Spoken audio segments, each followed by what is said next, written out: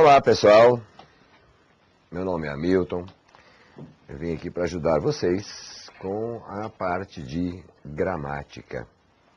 Eu estou na área de ensino em relação a concursos, a vestibulares, etc., há pelo menos 20 anos ou um pouco mais do que isso.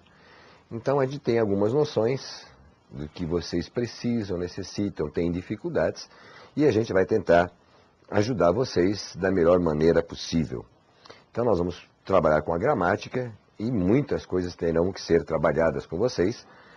Não que vocês não saibam, mas pelo desuso, pela falta de hábito de observar as coisas, a gente muita coisa esquece. Toda a matéria de qualquer concurso na gramática é sempre a mesma. É sempre a mesma. Pode, às vezes, dificultar uma coisa ou outra, mas o fundo, o básico, é sempre o mesmo. Então, se você está aí prestando um concurso para uma determinada carreira, se você estiver conhecendo bem a gramática, para qualquer concurso, se você observar o edital, você vai ver que serão sempre as mesmas coisas que são pedidas. Então, se você levar a sério, você vai ter muito sucesso na hora de fazer uma prova de gramática. Portanto, é bom a gente dar uma recordada naquilo que vocês já viram na época de colegial, alguns até na época de faculdade. Mas não precisa ficar preocupado que a gente vai tentar aí fazer de uma forma para que vocês se recordem e não tenham tantas dificuldades. Vocês se lembram que na época de escola nós tínhamos que estudar a gramática, nós tínhamos assim uma certa, em termos, ojeriza em termos de gramática, normalmente porque a gente tinha dificuldade ou a gente não entendia. Mas vamos aí lembrar que muitas vezes a gente tem essa dificuldade porque quando nós falamos de uma maneira. Quando nós escrevemos de outra maneira. E conforme as pessoas que a gente está conversando, nós devemos utilizar mais determinado estilo ou um ou outro determinado estilo. Então nós temos que lembrar que nós temos aí a gramática culta e a gramática coloquial, a linguagem culta e a linguagem coloquial. Tá? O que interessa para qualquer concurso? A linguagem culta ou coloquial? Óbvio que é a linguagem culta. A linguagem coloquial é aquela do nosso dia a dia, que a gente muitas vezes fala coisas erradas ou faz alguma concordância errada e na hora de conversa está tudo bem, todo mundo se entende e vale a pena. Tá? Então a linguagem coloquial, falando todo dia, e a linguagem culta vai ser aquela que você vai precisar ter conhecimento para qualquer concurso. Qualquer concurso que você for prestar, você precisa de conhecer algumas coisas da gramática ou da linguagem culta. Então nós temos que separar bem o nosso dia a dia com o dia que você vai fazer uma prova, aquilo que você vai estudar. Normalmente a gente não faz ou não fala muita coisa errada. Obviamente que vai depender muito de com quem você está conversando, do lugar onde você está, mas normalmente no nosso dia a dia nós não falamos incorretamente. Alguma outra coisa pode ser que nós possamos aí falar alguma linguagem coloquial no momento às vezes inoportuno. No entanto, vocês que são aí, já têm um curso superior, evitem ao máximo para vocês trabalharem com a linguagem coloquial, a não ser no seu lugar de descanso, de lazer, com os seus familiares, com seus amigos, etc. Mas na hora de você falar com alguém, utilizar o máximo da linguagem culta.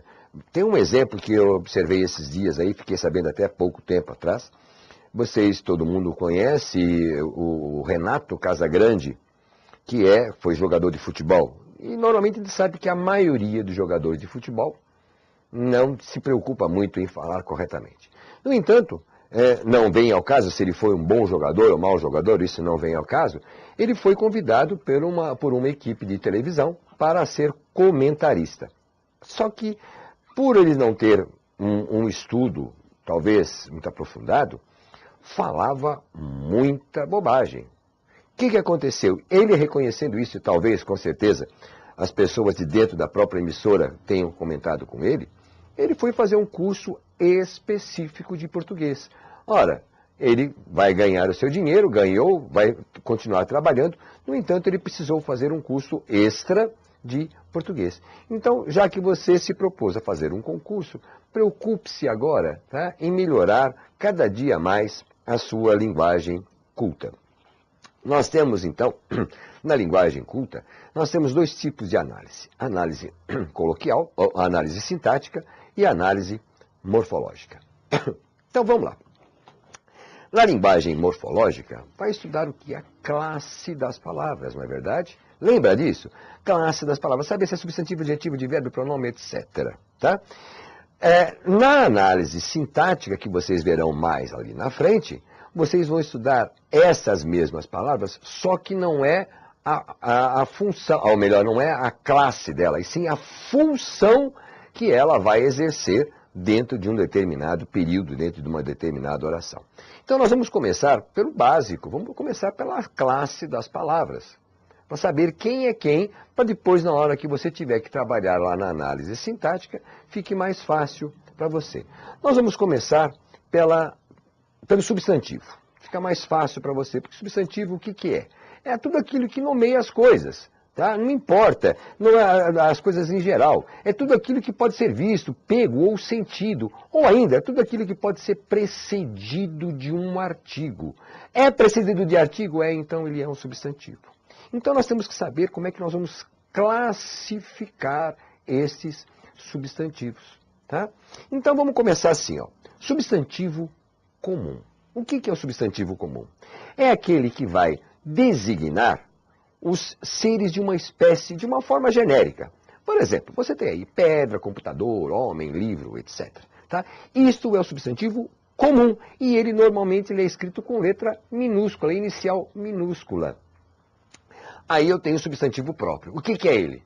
É aquele que designa um ser específico, determinado, que individualiza. Por exemplo, nós temos Brasil, nós temos Londrina, nós temos Jorge, Manuel, enfim, nomes, chamados nomes próprios. O substantivo próprio, aí sim ele sempre deve ser escrito iniciando com a letra maiúscula, ok? E eu tenho também o que a gente chama de substantivo concreto. Nós aprendemos que lá no concreto é tudo aquilo que você pode pegar, ok? Tá errado? Não, mas vamos ver, vamos dar uma melhoradinha nisso aqui, porque às vezes aquele negócio de poder pegar não é bem por aí, porque às vezes a gente vai encontrar coisas que são concretas e que você não pega.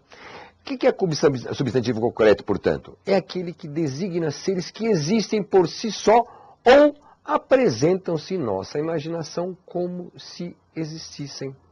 Por exemplo, você tem o ar, o som, Deus, computador, pedra. E veja bem, quando nós aprendemos lá atrás que o substantivo concreto é aquele que você pode tocar. Lembra disso? Tudo que eu puder tocar é concreto? Sem sombra de dúvida, tudo que você puder tocar é concreto. Aí eu te pergunto, como é que você toca o ar?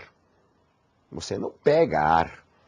Você não pode sentir o ar no tato, assim, pegar, como se fala, pegar aqui ar. Você não faz isso. Mas ele é concreto. Tá? Então, vamos lembrar de uma coisinha aqui que é importante, às vezes são as coisinhas importantes de você lembrar. Vai ser concreto tudo aquilo que atingir pelo menos um dos seus 5 sentidos. Pronto, fica fácil de você lembrar disso. Aí eu tenho o substantivo abstrato, e que nós aprendemos que os substantivos abstratos são apenas os sentimentos. Tá bem, tudo bem. Todos os sentimentos são concretos. Mas é somente eles? São somente eles? Não. Tudo aquilo que designar uma prática de uma ação verbal, a existência de qualidade, ou aquele que a gente aprendeu, né, os sentimentos humanos, serão substantivos abstratos. Por exemplo, você tem a palavra a saída. Né? Saída não é um substantivo? É. Você não pega, você não toca, você, enfim, Não consegue. Por quê? Ele é abstrato. Porque ele vem, é a prática do verbo sair. Sair é nós temos saída. Como nós temos beleza. A beleza vem da existência do belo. Não é verdade? Eu tenho a saudade. Aí sim é o sentimento. Então, vamos pensar aqui o que ele pode ser. Nós temos os substantivos concretos e abstratos. Existem uns que a gente precisa lembrar um pouquinho, são chamados de concretos fictícios. Por que são fictícios? Porque, na realidade, ele não existe. Não existe. Tá? No entanto, como a nossa mente, o ser humano, é capaz de criá-lo, então ele acaba sendo chamado de concreto. Por exemplo, quando você tem a palavra bruxa, a bruxa não existe. A fada não existe. Mas ele é um substantivo concreto. Ele é concreto por quê? Porque aquilo que você também pode desenhar é concreto. O que você puder desenhar ou que é desenhável, ele é concreto. Então, ele é concreto fictício, porque na realidade ele não existe. Ele é a criação do ser humano. Tá? Então, nós temos que ver aí também como é que se formam os substantivos. Quanto a essa formação, eles podem ser o quê? Primitivo, substantivo primitivo. O que é substantivo primitivo? É aquele que não se origina de uma outra palavra existente na língua portuguesa. Por exemplo, você tem terra, ferro, livro. São palavras primitivas. Porque aí eu vou ter o substantivo derivado. Por que ele é derivado? Porque ele vem de uma outra palavra da língua portuguesa. Então eu não tinha pedra, então eu tenho pedreiro. Eu não tinha terra, eu tenho terreno. Eu não tinha ferro, eu tenho ferrugem. Eu tinha livro, tenho livraria. Então, pedreiro, terreno, ferrugem, livraria serão substantivos derivados, porque eles vieram de uma palavra primitiva, né, que é o substantivo primitivo. E eu tenho o substantivo simples, que vai ser aquele formado por um único radical. O que é radical mesmo? Isso. Radical é a raiz. Radical vem de raiz, a raiz da palavra. Quando você tem a palavra pedra, você tem a palavra pedreiro. Você tem jornal, você tem jornalista. Então eu tenho os substantivos que estão aí para você lembrar algumas coisas que são importantes, não é? Agora, e eu tenho o substantivo composto? Eu tinha simples, eu tenho composto. Por que ele vai ser chamado de composto? Porque ele tem mais de um radical formado por dois ou mais de um radical. Quando você tem pedra-sabão, pedra é um substantivo, sabão é outro substantivo. No entanto, quando eu falo pedra-sabão, eu tenho um terceiro substantivo, então ele é um substantivo composto. Da mesma forma que eu tenho homem e tenho rã. Se eu tenho homem é um substantivo, rã é outro substantivo. São coisas completamente diferentes. No entanto, quando eu junto as duas, eu vou ter homem e rã, que passa a ser um terceiro substantivo. Eu tenho outras tantas, por exemplo, a palavra passatempo, que normalmente cai essa palavra em concurso. A palavra passatempo é uma palavra o quê? É um substantivo simples ou composto. Ele é um substantivo composto. Tá legal? Agora vamos lembrar de algumas coisas, ó.